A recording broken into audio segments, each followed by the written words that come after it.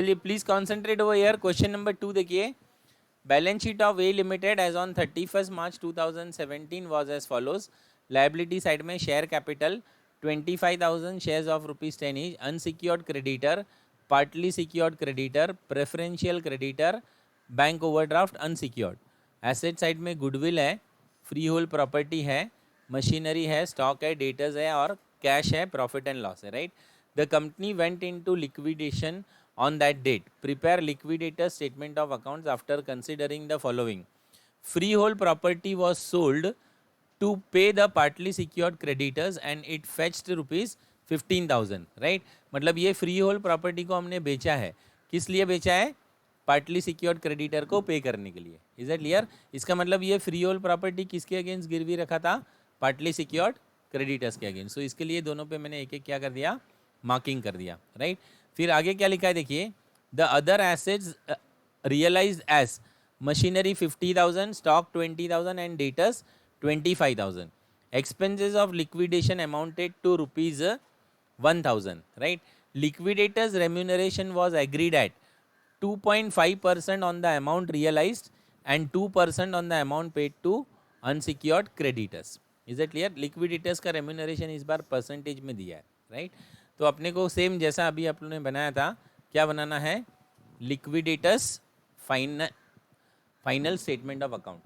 Liquidators final statement of account. ये receipt side है और ये पेमेंट साइड है।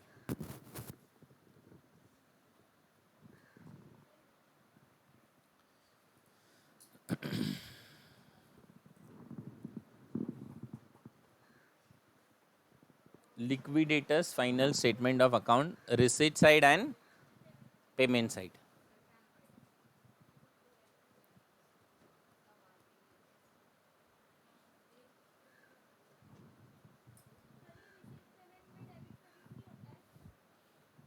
लिख सकते हैं but it is called as receipt side and payment side.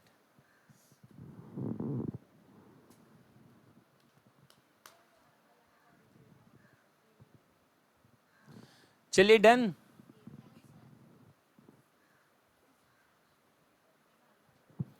Okay अभी यहाँ पे लिखिए, डेबिट साइड में लिखिए टू एसेट। क्या आएगा? To asset, right. और एसेट मैंने बताया ना कौन से बेस पे लिखना है? लिक्विडिटी के बेस पे। किसके बेस पे? तो अभी कैश तो सबसे ज़्यादा लिक्विड है ना, कैश मतलब अपने पास ऑलरेडी पैसा है, राइट। तो सबसे पहले कैश लिखेंगे, कितना? 500।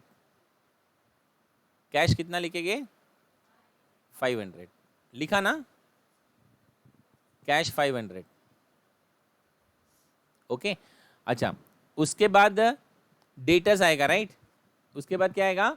डेटर्स। अभी देखिए डेटर्स भले बैलेंस शीट में 35 दिया है, लेकिन डेटर्स से एक्चुअल मिला कितना? 25। एक्चुअल मिला कितना? जो एक्चुअल मिला है वही लिखेंगे ना, राइट। तो यहाँ पे लिखिए डेटर्स से कितना पैसा मिला? 25,000। Any doubt? चलिए उसके बाद आगे चलते हैं। डेटर्स के बाद ऊपर जाते हैं स्टॉक, राइट। अभी स्टॉक भले एक्चुअल 25 का है, लेकिन स्टॉक बेच के मिला कितना? 20 मिला ना। तो यहाँ पे लिखिए स्टॉक, स्टॉक बेच के कितना मिला? 20 मिला। ओके चलिए आगे बढ़ेंगे। स्टॉक के बाद में क्या है? मशीनरी। मशीनरी एक्चुअल में 75 है, लेकिन मशीनरी बेच के मिला कितना? 50 मिला ना। तो मशीनरी बेच के 50 मिला, ठीक है ना। तो ये मेरा एसेट हो गया। मेरे पास ऑलरेडी 500 रुपया कैश था। 25,000 रुपया किससे मिला? डेटर से। 20,000 रुपया किससे मिला? स्टॉक से। और 50,000 किससे मिला? मशीनरी से। Is that clear? चलिए फिर नेक्स्ट हेडिंग लिखिए, surplus from security. Surplus from security, ठीक है। अभी सरप्लस फ्रॉम सिक्योरिटी में हम लोग ने क्या गिरवी रखा था? Free hold property. क्या गिरवी रखा था? Free hold property. Is that clear? तो फ्री होल्ड प्रॉपर्टी बेच के कितना पैसा मिला है? 15,000 रुपया। कितना पैसा मिला है? 15,000। तो यहाँ पे लिखने का फ्री होल्ड प्रॉपर्टी बेच के कितना मिला? 15,000। इनर में फ्री होल्ड प्रॉपर्टी बेच के कितना पैसा मिला? 15,000 रुपया मिला, राइट। अभी इसके अगेंस्ट में अपने को क्या क्लियर करने बोला है उन्होंने? Partly secured creditor. क्या क्लियर करने बोला है? अभी पार्टली सिक्योर्ड क्रेडिटर तो बहुत सारा है, नहीं कर सकते ना क्लियर। जितना पैसा मिला उतना ही क्लियर कर सकते हैं, एम आई राइट? कितना पैसा मिला बोलिए? 15। तो यहाँ पे मैं पार्टली सिक्योर्ड क्रेडिटर कितना क्लियर कर सकता हूँ? खाली 15,000। सरप्लस कुछ बचेगा क्या? नहीं बचेगा ना। जो मिला था वो पूरा चला गया, लेकिन अभी भी वो मेरा पार्टली सिक्योर्ड पूरा क्लियर हुआ नहीं है, ठीक है। तो ये मेरा रिसीट हो गया। Is it clear? Any doubt? Receipt side में कोई डाउट है क्या? अभी क्या करना है? पेमेंट। क्या करना है? पेमेंट। पेमेंट में सबसे पहले किसका पेमेंट करने का? लिक्विडेटर का एक्सपेंस, ठीक है ना। लिक्विडेटर का एक्सपेंस क्या कितना बोला है बोलिए? हाँ, लिक्विडेटर का एक्सपेंस 1000। तो यहाँ पे लिखिए लिक्विडेटर का एक्सपेंस 1000।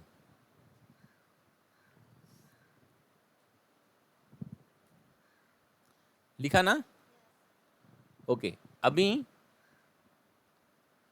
अपने को क्या देना है? लिक्विडेटर को रेम्यूनरेशन देना है। क्या देना है? लिक्विडेटर को रेम्यूनरेशन देना है, राइट। अभी देखिए लिक्विडेटर को रेम्यूनरेशन कैसे देने बोला है? Liquidator's remuneration was agreed at 2.5% of the amount realised, right. देखिए पहले वाले क्वेश्चन में सिंपल था, उन्होंने बोल दिया था कि लिक्विडेटर को इतना रुपीस दिया करके, राइट। लेकिन यहाँ पे वो रुपीस नहीं दे रहा है, परसेंटेज दे रहा है, राइट। क्या बोल रहा है कि जितना अमाउंट रियलाइज हुआ है ना उसका 2.5% उसको रेम्यूनरेशन देना है, राइट। तो कितना अमाउंट रियलाइज हुआ है वो पहले अपन निकालते हैं। रियलाइज का मतलब है एसेट बेच के जो पैसा मिला है वो, कैश को छोड़ के। कैलकुलेटर ले लो अपना, कैलकुलेटर कैलकुलेटर ले लो। कितना है फिर?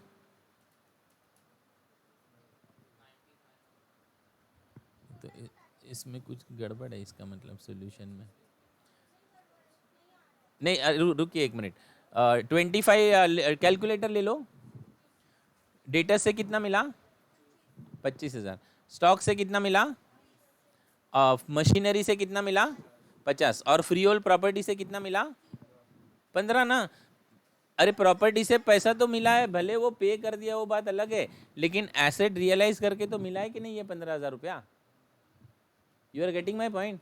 एसेट बेच के मिला है ना। कितना टोटल हो रहा है बोलिए मुझे? 1,10,000। कितना हो रहा है? 1,10,000। तो प्रॉपर्टी बेच के जितना या एसेट बेच के जितना पैसा मिला है ना उसका उसको कितना परसेंट रेम्यूनरेशन देना है? 2.5%। कितना परसेंट रेम्यूनरेशन देना है? 2.5%, राइट। तो ये 2,750 है ना, इनर कॉलम में लिखिए। 2,750 कहाँ पे लिखेंगे? इनर कॉलम में।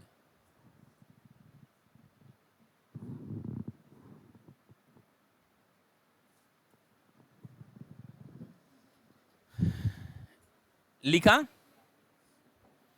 ठीक है। अभी देखिए एक मिनट यहाँ पे सुनिए। हाँ मैं बता रहा हूँ क्यों किया वो।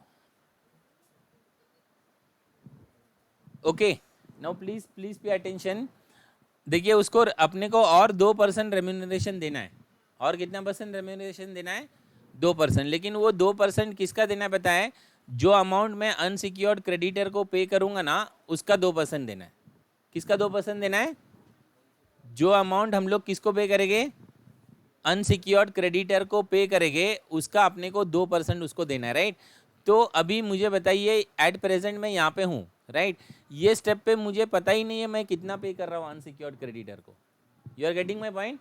तो एक लाइन छोड़ दीजिए क्योंकि ये लेवल पे हम लोग वो वाला अमाउंट कैलकुलेट नहीं कर सकते। Is it clear? कभी कैलकुलेट कर सकते हैं जब हम लोग अनसिक्योर्ड क्रेडिटर को पे करेंगे तभी। Is it clear?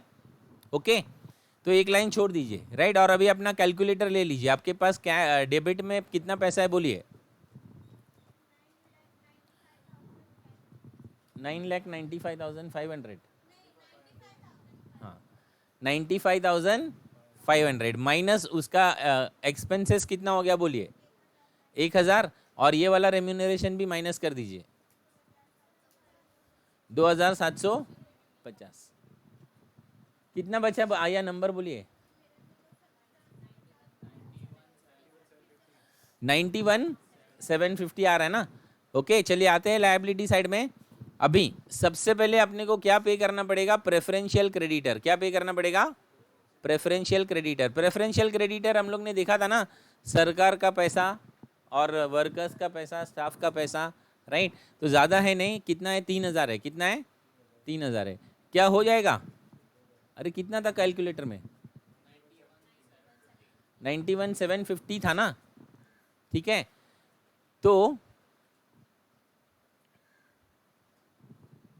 3,000 पे हो जाएगा ना। चलिए वेरी गुड।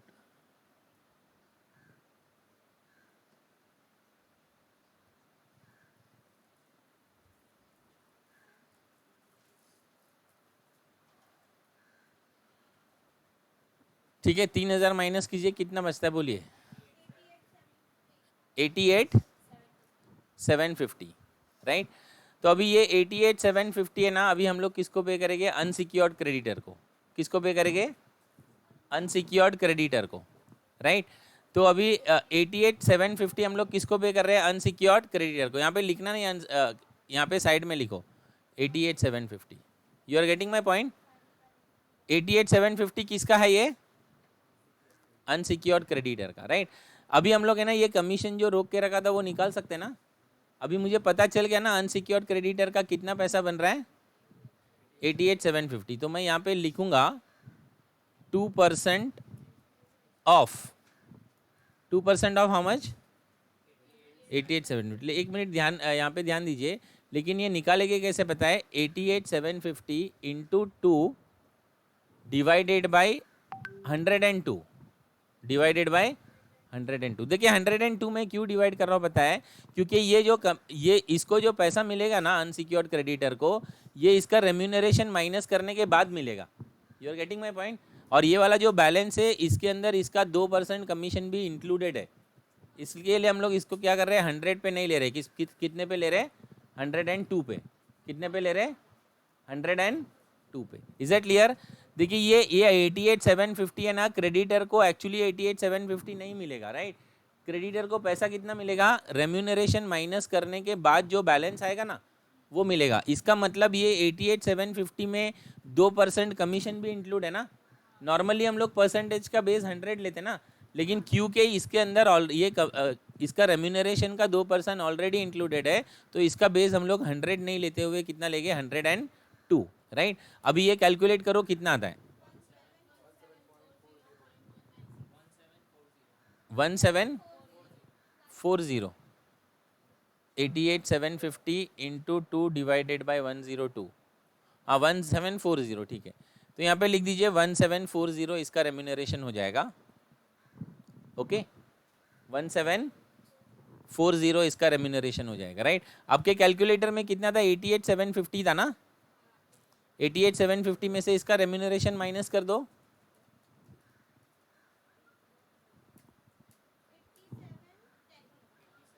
87,010, ठीक है ना। इतना पैसा हम लोग किसको देंगे, अनसिक्योर्ड क्रेडिटर को। किसको देंगे, अनसिक्योर्ड क्रेडिटर को, राइट। और अभी ये अपना ये रेम्यूनरेशन टोटल मिल गया ना, टोटल रेम्यूनरेशन आउटर में लिख दो 4,490। अभी इसमें देखिए बेसिकली शेयर होल्डर्स को कुछ भी नहीं मिला, समझ में आया ना। अनसिक्योर्ड क्रेडिटर में ही पूरा पैसा खत्म हो गया। ओके टैली हो रहा है ये दोनों तरफ, चेक कर लीजिए एक बार। अरे समझ में आया ना क्या है, लास्ट वाला स्टेप मैं फिर से रिपीट कर रहा हूँ। देखिए 88,750 अपने पास था, राइट। 88,750 में से हम लोग ने 2% कमीशन निकाला, तो कितना आंसर आया, 1740। कितना आंसर आया, 1740। तो 88,750 में से 1740 माइनस कर दीजिए, कितना बचता है, फाइनल इतना बचता है ना, 87,010। ये 87,010 हम लोग किसको पे कर देंगे, अनसिक्योर्ड क्रेडिटर को पे कर देंगे। किसको पे करेंगे, अनसिक्योर्ड क्रेडिटर को। Is that clear. बस और फाइनल, आगे कुछ नहीं करना है। ये जो अमाउंट है इसको आउटर कॉलम में लिख लेना है. We have to write this in the outer column. Okay, हो गया. जितना पैसा आया था उतना पूरा बांट दिया हमने. ओके, चलिए नेक्स्ट सम लीजिए.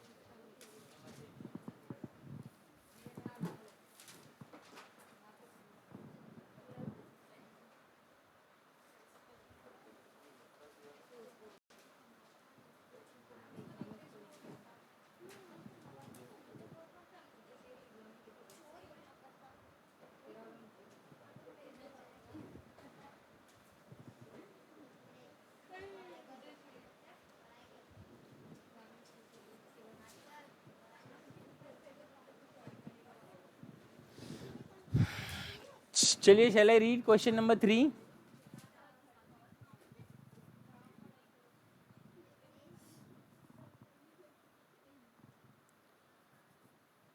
अरे क्वेश्चन नंबर 3 स्टार्ट करेंगे.